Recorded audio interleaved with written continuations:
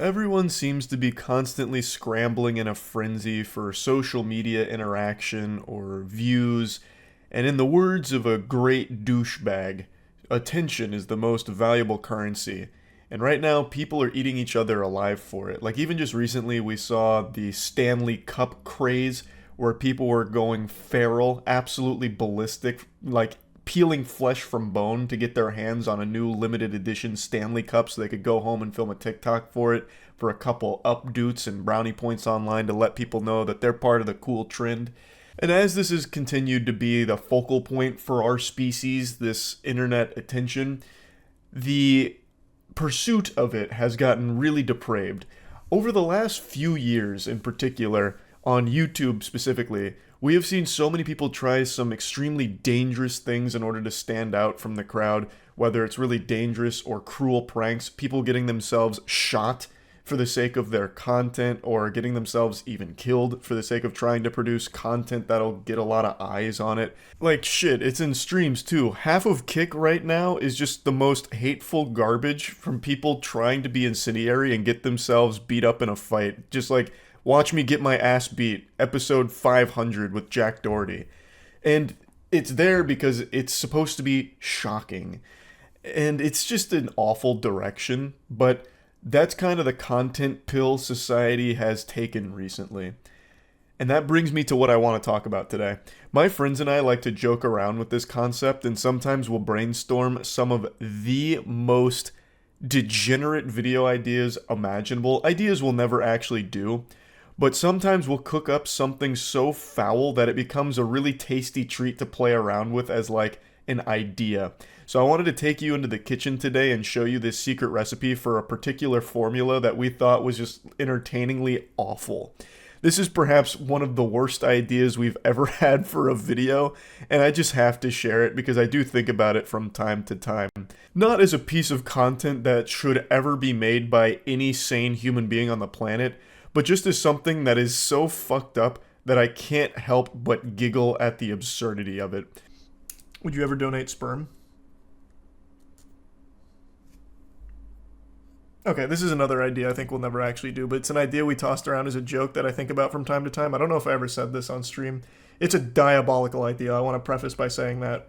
If all of us donated sperm, and when you donate sperm, there's like a whole process you have to go through to make sure you're like okay to do that and that people would choose your sperm and all of it. Like there's a whole bunch of bells and whistles and hoops to jump through for it. You can't just go there and be dumping DNA willy-nilly.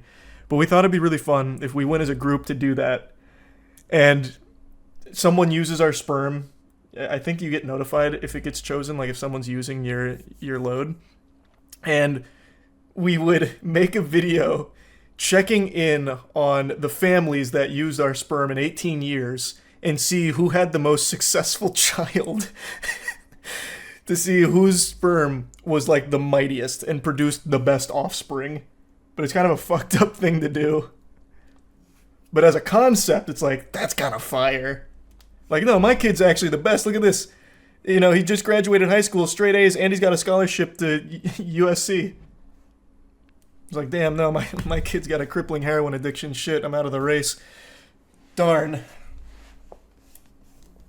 Like, conceptually, it's a banger. But morally, well, there's a lot of gray area to work with there. Maybe an 18-year-long content investment. And then you meet your child and you have to break the news to him like, look, bud, you were just content.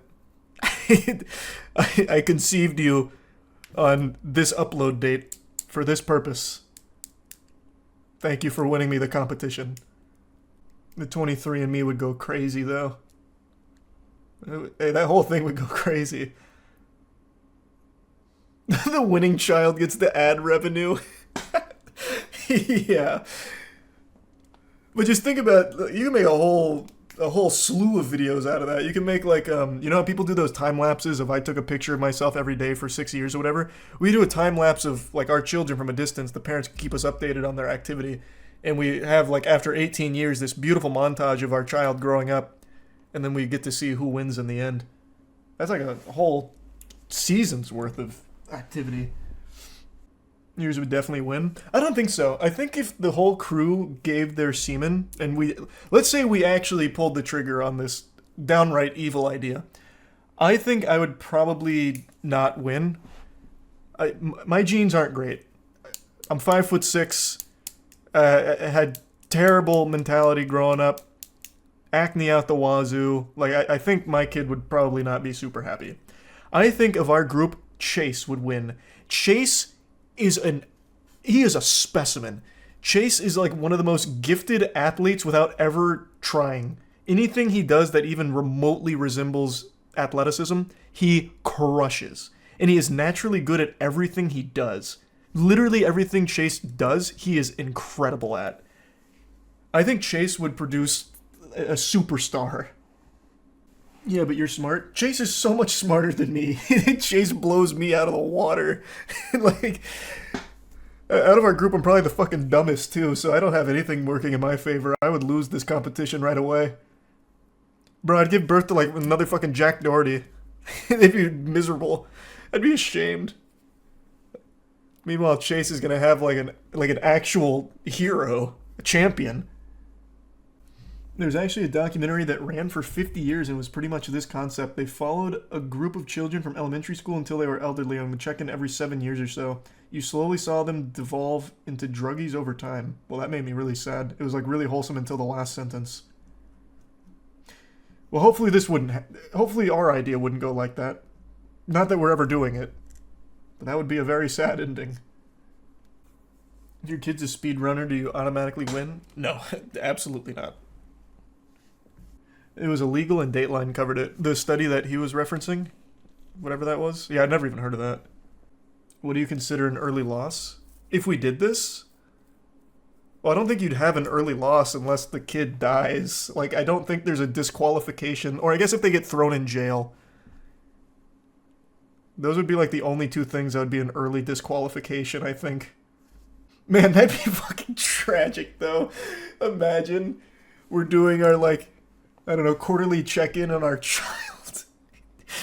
And we learn that they've either been jailed for some heinous crime or dead.